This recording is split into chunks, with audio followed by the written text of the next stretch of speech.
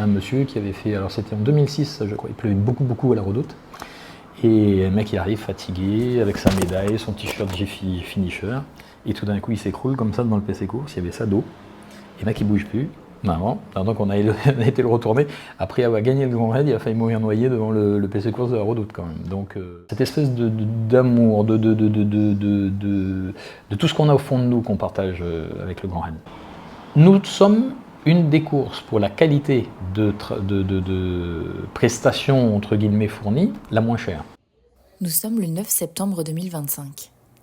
Dans un peu moins de 6 semaines, environ 8000 coureurs et coureuses se lanceront dans les mythiques courses du Grand Raid, une nouvelle fois. Derrière cette course à la renommée internationale, dans les coulisses, se cachent des visages, des noms qui travaillent à ficeler cet événement pour en faire ce qu'il est chaque année. Un véritable tsunami d'émotions, d'engagement et d'exploits sportifs.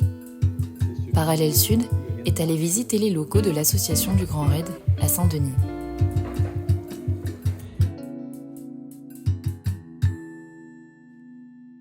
Alors je m'appelle Pierre Monnier, je suis le président du Grand Raid. Alors je suis président du Grand Raid depuis le 3 juillet 2021. Ça fait 30 ans exactement cette année que je suis bénévole sur le Grand Raid. Et je m'occupais du PC Course, enfin j'ai commencé comme signaleur sur la route, après je me suis occupé du PC Course jusqu'en 2020. En 2021, il y a eu une remise en forme de l'association, des élections. Je me suis présenté au comité pour pouvoir toujours m'occuper du PC Course. Et puis les hasards de la vie, si on peut appeler ça comme ça, ont fait que je devienne président du Grand Raid ce jour-là. Alors le président du Grand Raid, c'est pas une sinécure, c'est une grosse association qui est presque limite une entreprise en fait, c'est géré comme une entreprise. C'est une association régie par la loi 1901, mais qui a 3 personnels en permanence, qui a à peu près 7600 compétiteurs à gérer et 2500 bénévoles, dont 500 médicaux.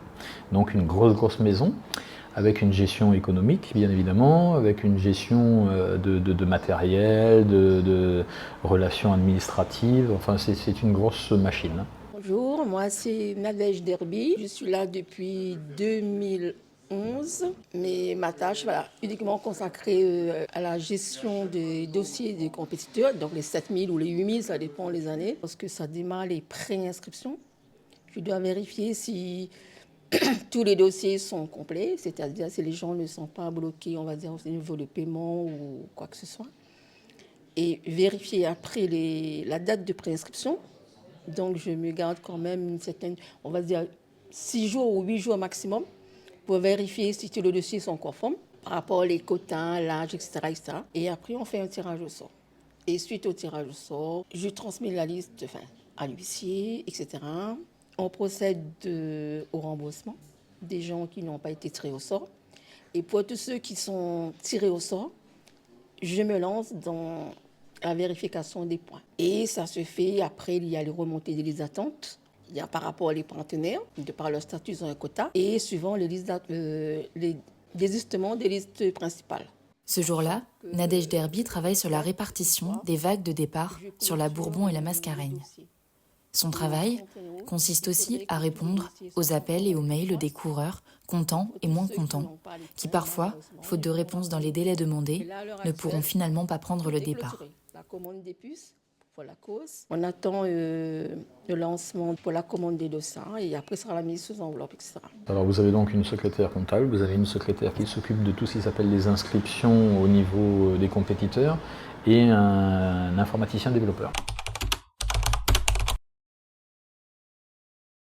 Dernière ligne droite, eh bien, d'abord tout ce qui s'appelle réunion administrative, avec les réunions de préparation au grand événement, parce que c'est un grand événement, le Grand Raid, c'est pas seulement une simple course, ça amène du monde sur la voie publique, et par voie de conséquence, eh bien, il faut évidemment gérer tout ça. C'est que de l'administratif, c'est-à-dire faire des réunions pour savoir comment on va implanter les dispositifs de sécurité, comment on va gérer le flux des gens. Il ne faut pas oublier qu'on est toujours dans le plan Vigipirate renforcé, donc il y a des points à préserver. Le départ à Saint-Pierre, c'est plus de 27 000 personnes sur 3 km, donc ça ne se fait pas comme ça, quoi. il y a des liaisons avec l'administration. Après, on a quelques partenaires encore à qui il faut discuter des moyens mis en place au dernier moment. Et puis surtout le dispositif des bénévoles. Et on a toujours besoin de bénévoles. Hein. Les bénévoles, ça se déclare au dernier moment quelquefois, puisqu'on ne sait pas à l'avance ce qu'on fait. L'ONF est un grand partenaire, puisque c'est l'ONF qui est en charge de la réparation de la majorité des sentiers. On est partenaire aussi avec le Parc national. Hein. On a des notes permanentes qui nous permettent de voir un petit peu comment on peut améliorer les choses pour préserver l'environnement. Parce que bien évidemment, le Grand Raid, c'est pas Attila et sa bande. Là où on passe, l'herbe elle repousse, enfin on essaye.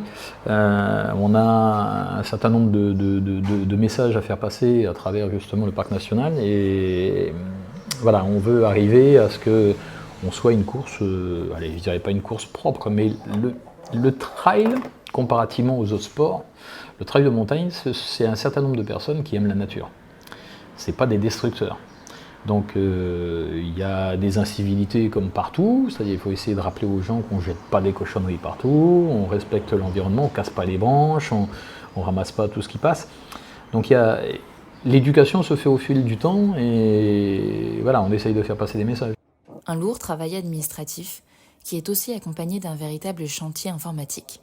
Ça, c'est le travail de David Bon. Depuis 2021, David a pour mission d'anticiper tout le système informatique qui permettra, le jour J, de centraliser toutes les données des courses en direct. Depuis des semaines, il prépare par exemple les scanettes qui seront donnés au chef de poste pour badger les coureurs à chacun des ravitaillements passés. Derrière les systèmes de balisage, le site internet du Grand Raid, la centralisation des données des coureurs et bénévoles, c'est aussi lui qui est aux manettes.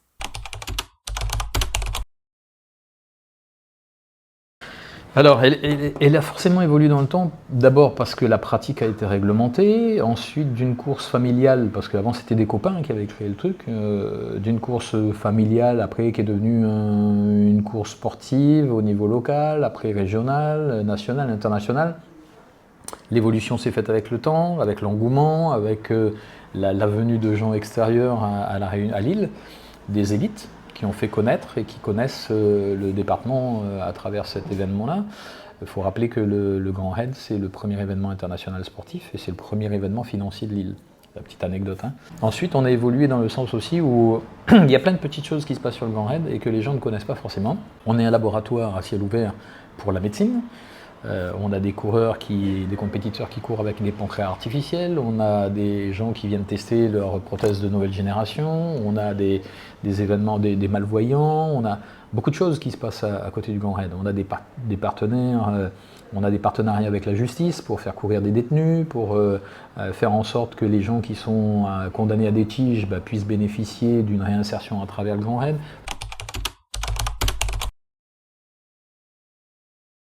Alors déjà, il faut bien préciser aux gens que les barrières horaires sont conçues de manière à ce que ce soit adapté à monsieur tout le monde.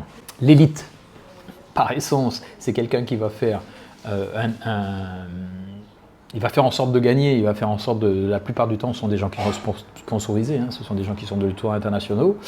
La réunion, pour eux, c'est une espèce de saint Graal à la fin des parcours internationaux. C'est un moyen de se faire connaître et puis c'est un moyen de découvrir aussi un paysage et une technicité de course qui est différente. Bon, ça c'est pour les élites. Maintenant, les élites bénéficient non pas d'avantages particuliers, mais quand on est élite, eh bien, il faut qu'on soit dans les premiers. Quand on est dans les premiers, on a une cotation. Et cette cotation-là, elle permet de déterminer si vous êtes effectivement élite ou pas élite. J'allais utiliser un autre terme, mais c'est pas gentil. Donc, il faut... quand vous gagnez, quand vous êtes vainqueur, pour avoir des points au niveau de ce qu'on appelle l'ITRA, l'ITRA c'est un dispositif international qui permet de faire une cotation. Chaque fois que vous faites 1 km, vous avez un point. Chaque fois que vous faites 100 mètres de dénivelé positif, vous avez un point.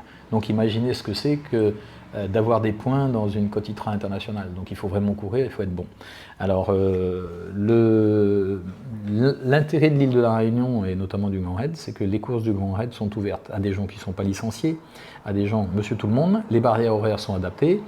Et si les élites ont des privilèges, c'est simplement parce qu'ils vont être si vous voulez partir dans les premiers, puisque c'est comme ça que ça se passe au niveau international. Mais l'élite, comme les autres, il est humain. Donc arrivé à un moment donné, un autre, il peut abandonner, il peut se casser, il peut avoir des problèmes. Et là, le laps de temps de sa déchéance provisoire, il est plus élite, il est monsieur tout le monde. Et on n'en reste pas moins homme, et face à la nature, élite, pas élite, c'est les mêmes difficultés pour tout le monde. Chaque année, c'est complet. On a la surprise de constater qu'il y a des gens qui veulent absolument faire ces courses. On a des formats qu'on a rajoutés l'année dernière, c'est le 50 km, le Métis Trail. 50 km avec 2500 mètres de dénivelé positif. C'était pour se mettre un petit peu dans les parcours internationaux, un 50, un 70 ou 75, un 100 et ce qu'on appelle le 100 miles dans le monde international, qui est le Grand Raid, enfin la DDF. Engouement, il y a beaucoup d'engouement. Je vais donner 2 exemples concrets. Le Zambrocal, qui est un trail en relais. L'année dernière, 3 minutes 45 secondes, toutes les places étaient prises. Cette année, 2 minutes 12. Est-ce que vous imaginez ce que c'est que 2 minutes 12 pour 225 équipes de 4 ? Parti. Voilà. Et sur toutes les courses, c'est pareil. Après, ce qui fait le tri, c'est le nombre de points, c'est les certificats médicaux. Et à l'arrivée, on a en général 10 à 15% de personnes qui ne sont pas sur les départs. Oui, alors ça se réduit. Il faut, à tout événement, il faut un moteur, il faut une locomotive, il faut l'exemple qui va bien. En fait, Courtney Dollwater, qui a gagné, enfin qui est arrivée quand même la première femme, 4e au scratch, et puis qui a failli bien être 3e d'ailleurs, elle a fait des émules, et c'est normal. Donc les femmes croyaient que c'était pas tellement pour elles, ou des choses comme ça, où elles n'étaient pas vraiment impliquées. Or, on s'aperçoit régulièrement sur les sentiers qu'il y a beaucoup de femmes dans les clubs, il y a beaucoup de personnes qui essayent d'avancer un peu, et les femmes, elles sont aussi méritantes que les hommes, quelquefois un peu plus. J'ai pas d'intérêt à me faire bien voir de la gente féminine, mais c'est la réalité. Et voilà, et on verra cette année, on a une des femmes qui est les plus performantes au monde qui sera là cette année. Ah oui, c'est qui ? Alors je ne vous donne pas de nom tout de suite parce que la particularité c'est que en général quand je donne les noms, au bout d'un moment les gens après ils abandonnent, donc ou ils ont des difficultés. Mais on va donner les noms définitifs dans les jours qui viennent et on a un beau parterre cette année. Alors en fait je suis parti, la première fois que j'ai fait c'était en 95 avec une équipe de l'ancien métier où j'étais. On a voulu arriver, malheureusement on n'a pas pu arriver à la barrière horaire comme il fallait. Donc l'année d'après j'ai décidé de devenir bénévole et puis c'est parti comme ça. Est-ce que vous avez des anecdotes marquantes qui font que vous aimez cette course ? Alors oui, c'est déjà l'évolution. Avant, on partait déjà de Saint-Philippe ou de Saint-Denis. Moi, j'ai pas participé au départ de Saint-Denis, mais au départ de Saint-Philippe, les équipements, c'était pas les mêmes que maintenant. Il n'y avait pas de lampe frontale, il n'y avait pas les équipements d'aujourd'hui qui sont sophistiqués. On partait avec un sac à dos, avec le but à gaz, avec le riz, le machin, on faisait nos trucs. Il n'y avait pas d'assistance comme maintenant, il n'y avait pas de kiné, de podo, etc. C'était autre chose. Maintenant, les anecdotes sur la course, depuis des années que j'y suis, surtout au PC Course, il y a des anecdotes qui sont un petit peu croustillantes, mais bon, on va peut-être pas toutes les dire là parce qu'elles sont un peu... Mais celle qui m'a le plus marqué peut-être, c'est un Espagnol qui venait courir ici pour une petite fille qui s'appelait Maria, qui était atteinte d'une maladie rare, et à chaque fois qu'il faisait 1 kilomètre, il avait 1 euro qui tombait en Espagne. Et ce mec-là, on ne sait pas pourquoi, on ne sait toujours pas pourquoi d'ailleurs, arrivé à la Grande Chaloupe, eh bien, il est parti sur la route en Corniche. Il s'est retrouvé sur la route en Corniche. Et un chauffeur de taxi qui le voit en train de courir sur la route en Corniche, l'interpelle, il dit il ne parlait pas français, il parlait qu'espagnol, et il dit Grand Raid, Grand Raid. Donc le chauffeur de taxi le prend dans son taxi, il l'amène jusqu'à la limite de la redoute là-bas, et le mec il marche, il franchit la ligne, et puis il reçoit son t-shirt avec sa médaille, et pas content. Alors pas content du tout.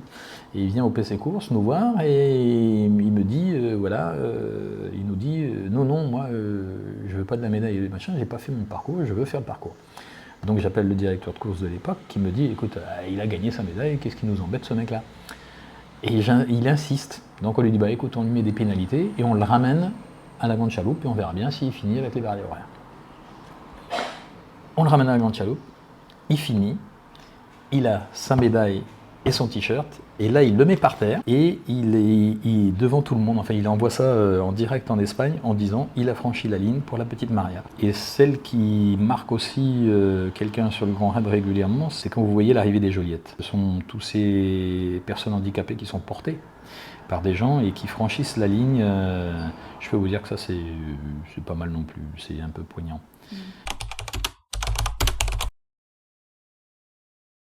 Alors, ce qui est particulier, bon, on n'a pas parlé des événements négatifs parce qu'il y en a eu 2 quand même, à la 10e et à la 20e, on n'en parlera pas, mais ce sont des événements qui ont beaucoup marqué aussi, beaucoup marqué. Toutes les équipes, c'était les décès qu'il y a eu sur le Grand Raid. Donc on va passer dessus, enfin passer dessus, c'est déjà des décès de trop, mais enfin c'était impossible à contrôler ce genre de choses-là. Pourquoi le Grand Raid est particulier? Alors, il faut savoir que dans le monde entier, ce concept n'existe pas. On a une île entière, avec sa population entière, qui vit au rythme du Grand Raid pendant 4 jours.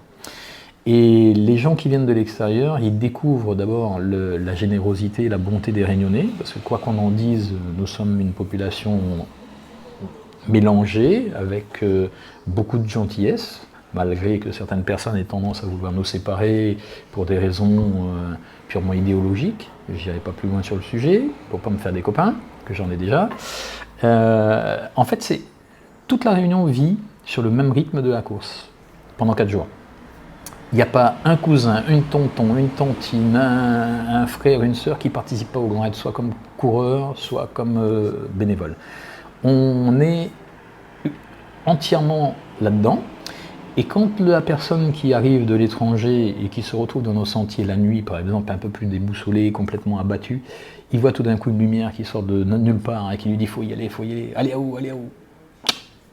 Moi j'ai un Vénézuélien qui m'a dit un jour « écoutez, votre pays il est très particulier, il me rappelle un peu le mien avec ses montagnes, je m'arrêtais pour regarder, puis je regardais ma montre, j'ai dit il fallait que je cours. » Et la nuit, un jour, je me suis retrouvé à un moment où j'étais complètement désorienté, fatigué.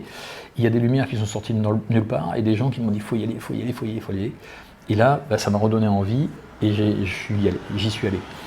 Alors voilà, c'est cette espèce de... vais-je utiliser le terme amour? Oui, cette espèce d'amour, de tout ce qu'on a au fond de nous qu'on partage avec le Grand Raid. C'est pas un événement financier.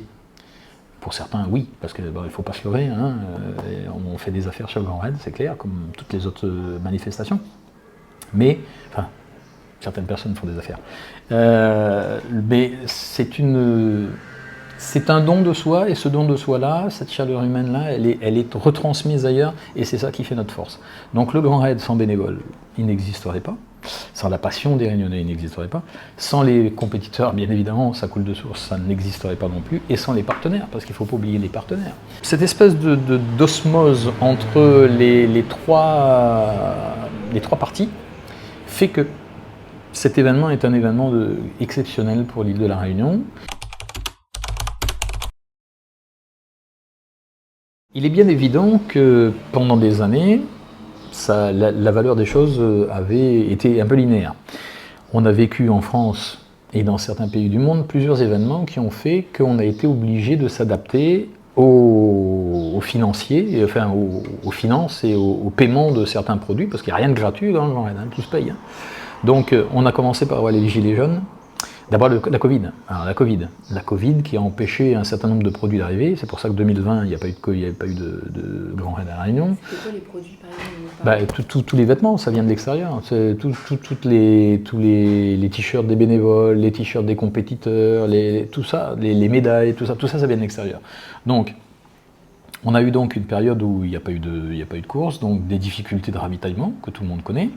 Ensuite, on a eu les gilets jaunes, donc là aussi une période qui a été un petit peu difficile. Après, on a eu les différentes guerres, qui sont toujours prétexte à dire que ça vient pas ou ça vient pas. En fait, nous, il ne faut pas oublier qu'on est dans un positionnement géopolitique, géostratégique, la zone sud de l'océan Indien, où tout est compliqué quand ça vient par bateau, puisque la Corne de l'Afrique, avec la Somalie, etc., c'est un peu des pays où c'est un peu dangereux. Donc, il y a un surcoût des transports, puisqu'il faut qu'ils assurent une sécurité accrue. Ensuite, si on veut faire venir par avion, là aussi c'est très cher. Donc arrivé à un moment donné, il faut bien le répercuter à un moment donné ou à un autre sur le compétiteur. Nous sommes une des courses pour la qualité de prestations entre guillemets fournies la moins chère.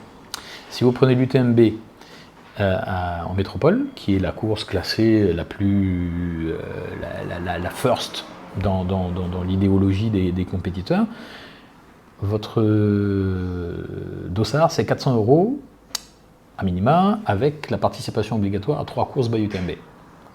À La Réunion on n'a pas ça. La course la plus chère aujourd'hui c'est 230 €, ça a été augmenté, etc. Et pour l'instant tout le monde paye la même chose.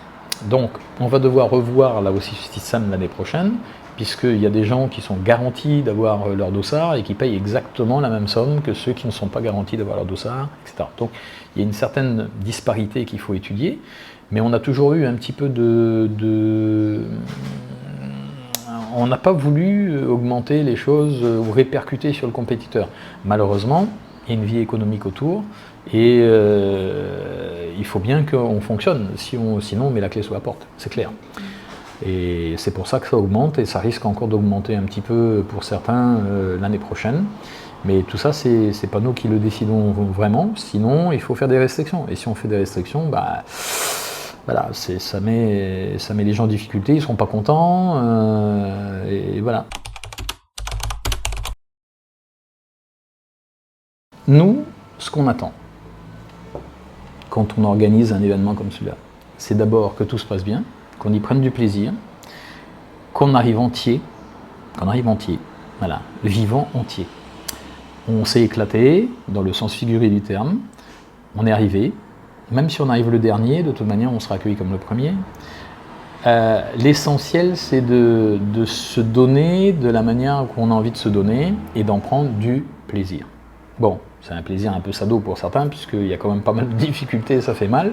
On a mal physiquement, voilà, c'est quand même un effort, mais consenti, puisqu'on est bien tout seul. Hein. Qu'est-ce qu'on attend ? Moi, ce que j'attends personnellement en tant que président du Grand Raid, c'est que les mecs ils arrivent entiers. Voilà, qu'il n'y ait pas de gros bobos.